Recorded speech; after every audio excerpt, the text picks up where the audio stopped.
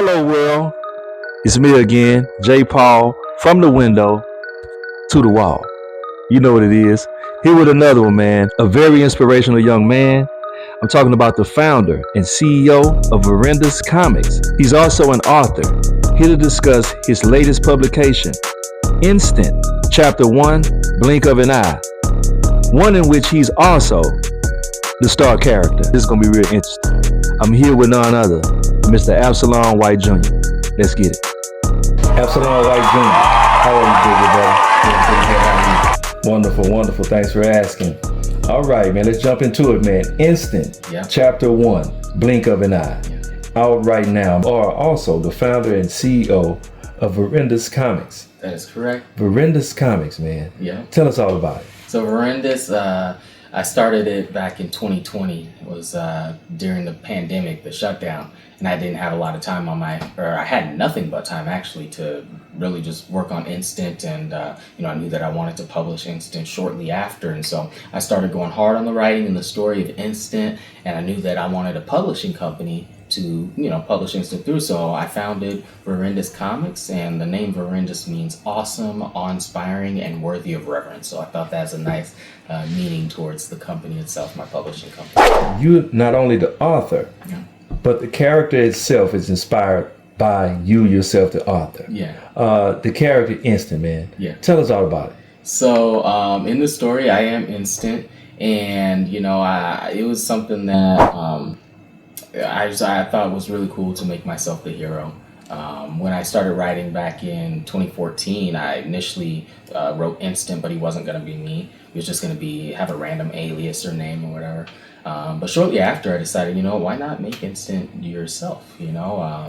I've always wanted to be a superhero. I've always wanted to have powers. So I figured if I'm the author, I can make myself a superhero. And so I didn't know how people were going to receive that, if they were going to like it or not. But after publishing it in 2022, I had nothing but positive feedback from it. People loved the idea of myself being the hero, and I've had people, like friends and families and people that I didn't even get along with asking me if they could be in the book, and they're like, "Oh, can I be the villain?" I'm like, "Yeah, it makes sense that you want to be the villain," but I just had people now just everywhere. It's one of the most common questions that I get asked is, "Can I be in the story?" And the answer is always going to be no.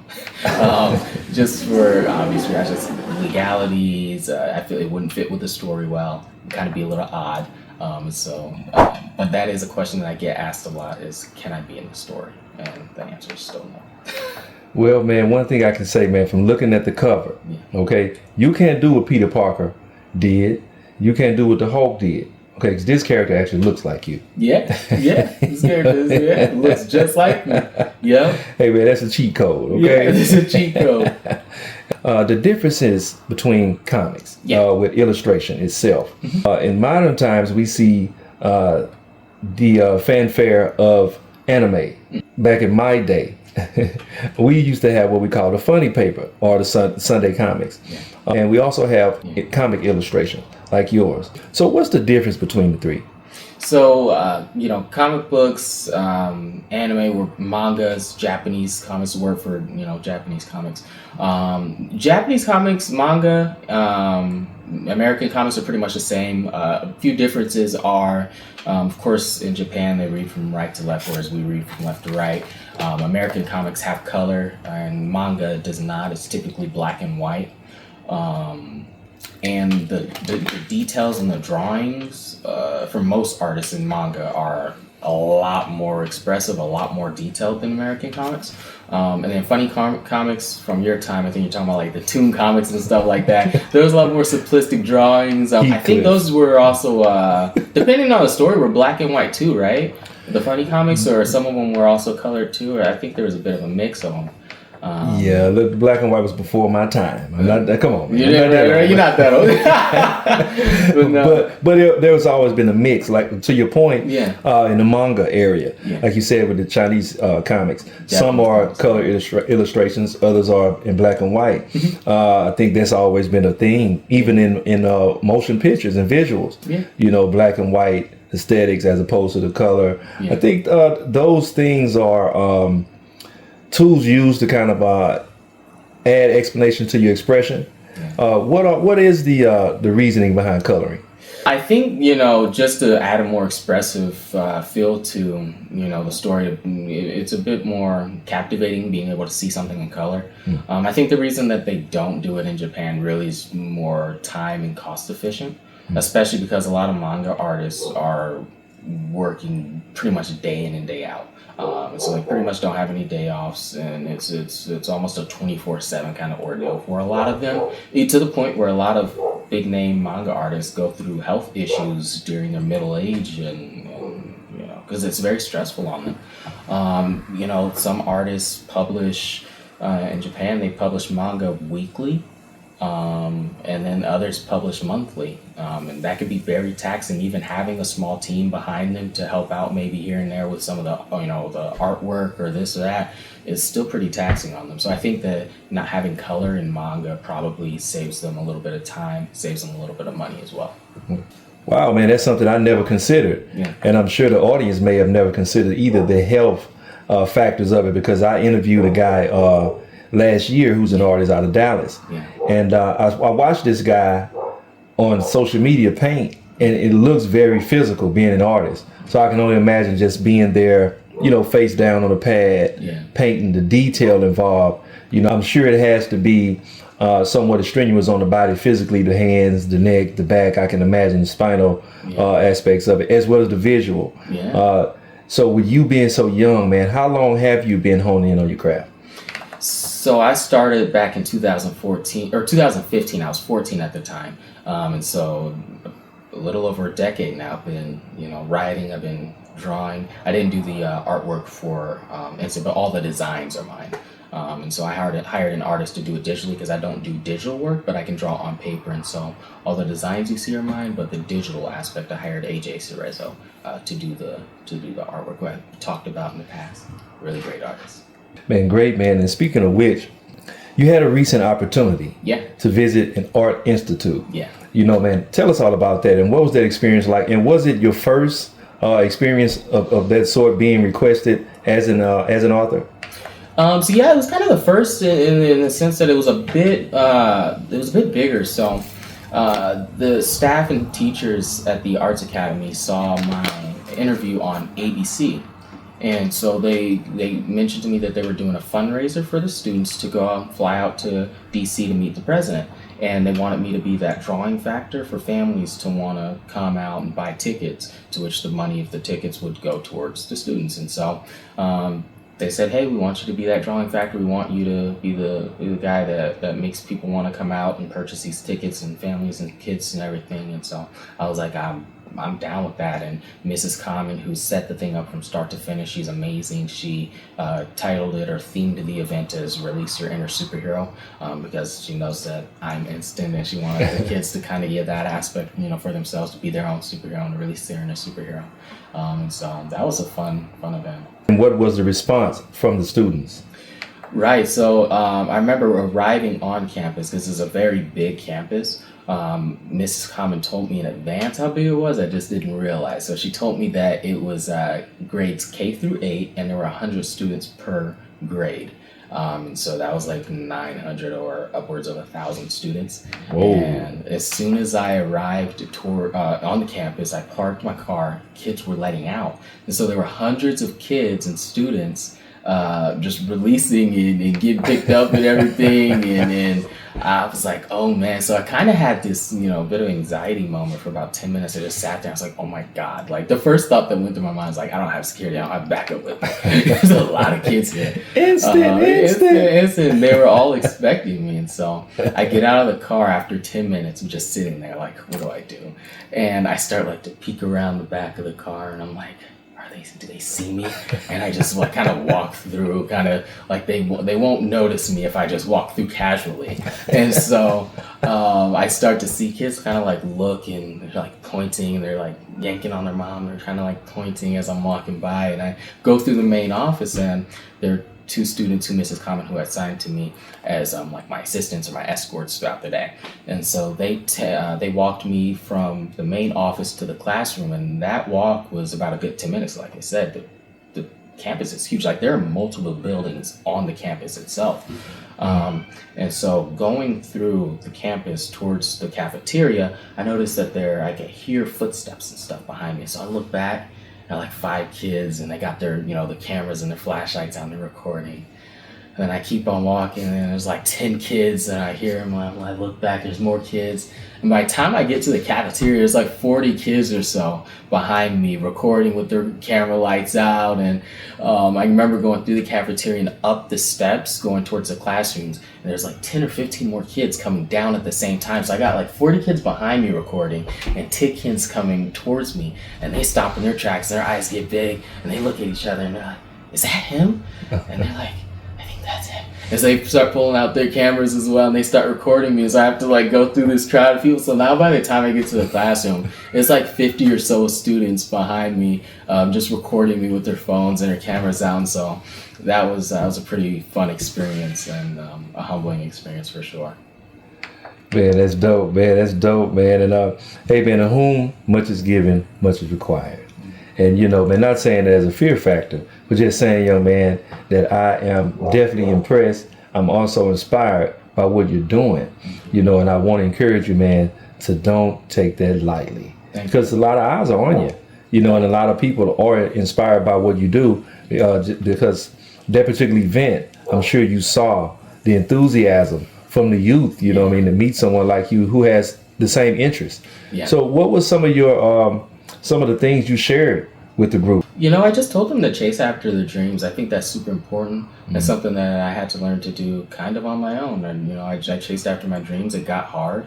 There were times where I felt like people were probably down on me or didn't think that I was actually going to do it because of how long it took me to, publish it digitally. And so, there were people who knew since the time I was 14 that comic books was what I was doing, something that I wanted to do. But, they didn't know when I was going to release it. And after, 5, 6, 7, 8 years and I started releasing things, I'm pretty sure they probably lost hope in me. But just never give up. Keep chasing after your dreams and do it. And, I always tell people, and I've mentioned before in different interviews, that the first, 8 years or so between the time I started writing and the time I published, I saw as practice and as time to hone my skills as an artist. And so, I think that that's kind of the biggest message that I always can give to younger people who are looking to do what I do. And that was kind of the message that I imparted into them when I was there at the event. Absolutely. And man, that's a great message. Just your journey itself is a great message, because with anything you aim to do, there's a process. Yeah. And, like it's written, the race isn't given to the swift, but the one that endured, and you endured.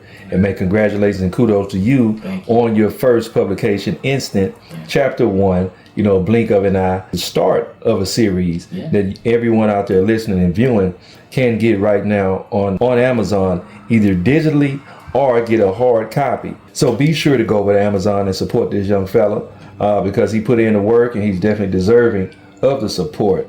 Now, I want to ask you a question about that particular event. Yeah. Because it was an opportunity for you to be one of those individuals that are inspirations to the youth and people in your area of animation and illustration. Yeah. But what was one of the most memorable moments for you in that moment?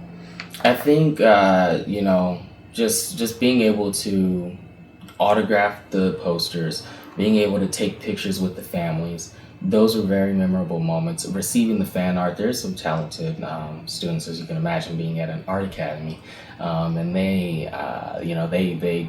created some amazing fan art, which I posted to my Instagram, and it was cool seeing other people drawing me or drawing Istant, and giving that to me, and so it's something that I cherish and something that's very memorable for me. Like you mentioned, you was in the car, you got out the car, mm-hmm. and you had a small mob behind you. Mm-hmm. It was a safe mob, a fanfare. Have you ever experienced that before prior to that? Not quite like that, but I did have an interesting phone call with the customer service representative back in December. I was trying to I was trying to replace a defective product. So I called Amazon customer service, And they did the standard, hey, what's your first and last name so we can pull up your account. So I gave him my first and last name. It's the woman that I'm talking to. And she starts kind of gasping and hyperventilating. She's like, I'm like, are you okay? She's like, yeah, you're Absalon. I've always wanted to talk to a celebrity, and this is amazing. Like, Christmas is 2 weeks away, and like, this is the best Christmas gift I could ever ask for. Like, oh my gosh, I can't believe I'm talking to you. I'm like, I'm glad I could make your Christmas. And she was like, oh my gosh, I'm gonna ask my supervisors if I could keep the call recording as proof that I talked to you. Oh, what? Yeah, so I was like, you do that. I should have asked her if I could get a recording too. I thought that'd be cool, but I didn't think of that. Oh, yeah. But yeah, no, that was a pretty fun experience for me, and it just kind of made me feel good to know that I made someone else's holidays just by them talking to me. Man, so with that attention, how does it feel, knowing all the work you put in, all those years, all the leg work, all the ideas, finally seeing it come to fruition a couple of years back, just getting to the end of the road with only chapter 1, so far to go now. Yep. But finally getting here, how does that feel? Very rewarding. It's been pretty much the only way I could explain that. It's just super rewarding. It's something that I knew that I wanted to do. I doubted myself at times, but I knew that I really wanted to continue to push forward and do it. Mm-hmm. And so I did. I didn't give up on my dreams, and to see all of this take place, getting television appearances on ABC, getting a television appearance on PBS, and going to the Phoenix Comic-Con, and just all of these things, talking to you on your podcast, which you've been doing incredible with, by the way. Thank you. Yeah, absolutely. It's just very rewarding being able to see all this, add ups, having fans, having fan art be given to me, having people ask me if they could be in my book. Those calls, when you're talking to the customer service rep and they're geeking out over talking to you, that's all just rewarding. Absolutely. And you actually have the same opportunity approaching. I do. January 24th. Yes. You have another event and book signing. So, man, tell the people about that, and when will it be and what to expect? Yeah, so January 24th, it'll be at the Buckeye Public Library from 10 a.m. to about 11 a.m. And it's going to be a book signing, so I'm really excited. This is going to be my first time actually being able to sign the book itself after it's been, published hardcover edition. So I'm really excited for people to experience that. I'll be selling 10 copies, and I'll be having a bunch of posters as well that'll be going along with those copies that you guys will get for free. So both the book itself will be signed, the poster will be signed, and so I'm excited for that. And they found me in the same way that the Arts Academy did. It was through watching my interviews on ABC and PBS. Great exposure, man. But everyone that gets exposure doesn't get called. That is true. Not everybody who gets the exposure gets that call. Not everybody is able to capitalize on it for whatever reason may be. And so that's something that, I've kind of feared before is, will I be able to capitalize on this? Will I be able to get that call back? And so I'm starting to see that a lot, with all the things that I've experienced so far. Well, you can be humble, but I don't have to be, okay? It's because everyone isn't good, okay? That's really all it is, okay? So hey, man, it lets you know you're doing something right. I guess. Yeah. So keep up the good work, young man. Thank you. Because you are the epitome of what my platform represents. After the break, I don't know if you know, but after the break, it originally started from the radio show, which I had you on as a guest when I started in radio and broadcasting, and you being a great example of that to all communities abroad. You're a great example for your generation, man, and I'm so impressed, man. I'm so honored to be here with you, man. I appreciate that. Thank you for welcoming me to your home and for sharing this moment, for sitting down with me. Absolutely. Tell the people, man, how can they reach out to you on social media to follow what you got going and the things to come? So you can follow me on Instagram. It's the platform that I'm the most active on. I post all types of things. So of course, upcoming events that I got, like the book signing, hardcover edition, the release of it, and anything else in the future to come regarding Instant and Verendus comics, you can expect that. So please give me a follow on Instagram at Absalon White Jr. That's Absalon, Absalon, white like the color, and Junior like his daddy's son. Yep. You know, so comics have always been a part of the culture, and comics have always been things that we all love. I used to be a collector as a youngster, but one thing I never met, man, I never met a person around us that actually took the initiative to be an author in this area, man. And so I really applaud you for that, young man. Thank you. Keep up the great work, man. Keep up the great work. Thank you. At the Buckeye Public Library from 10 a.m. to 11 a.m. And there'll also be a Q&A session I think they'll be doing as well. So get to know a little bit more about me. Here on After the Break, Absalon White Jr., thanks for being with me, man. Thank you. All right. Till next time, respect and salute. We go.